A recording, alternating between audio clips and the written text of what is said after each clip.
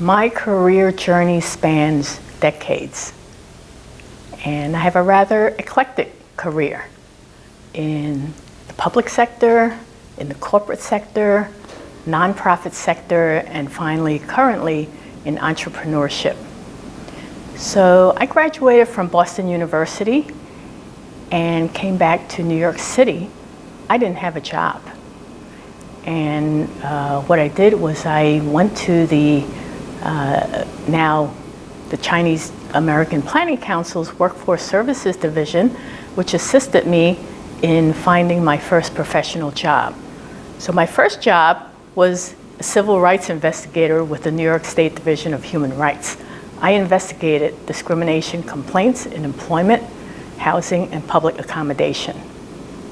And that role really stimulated my interest in human resources.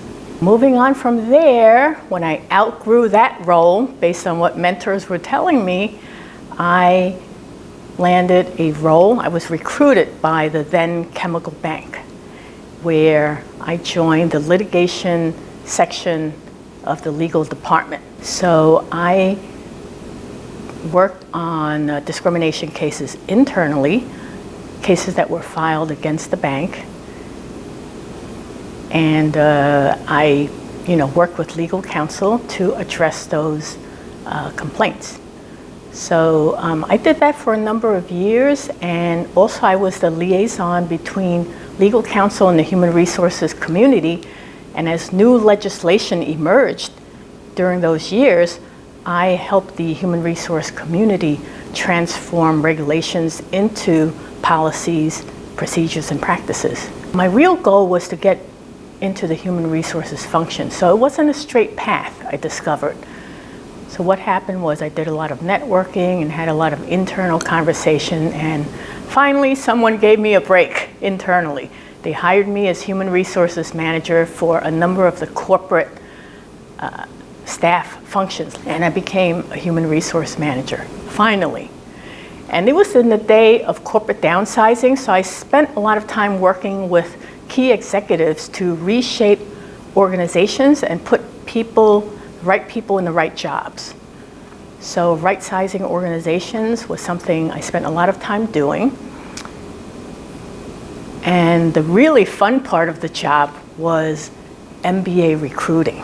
So I was charged with Mba Recruiting for 10 controllers across multiple divisions. That was very exciting to be able to be the first to transform a recruiting function so that resources could be shared across the organization.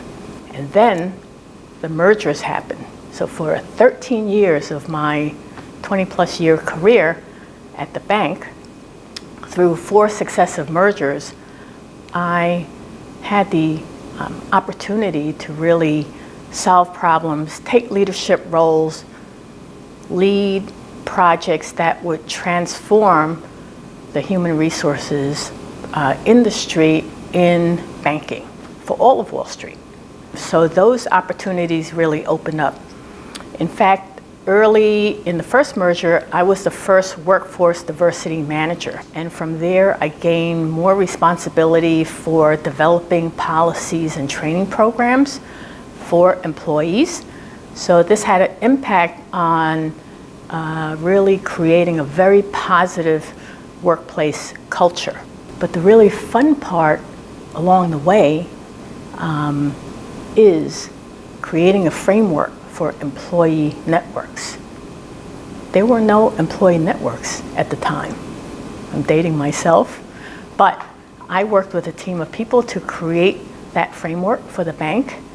And then I had the pleasure and privilege of co-founding the Asian Network and growing that to 1,200 people across the company over a number of years.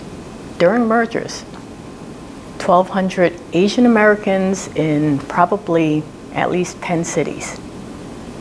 And in addition to that, co-founding of the Women of Color Network, the first one on Wall Street. That gave me the opportunity to be the architect of professional development strategies for both of those networks.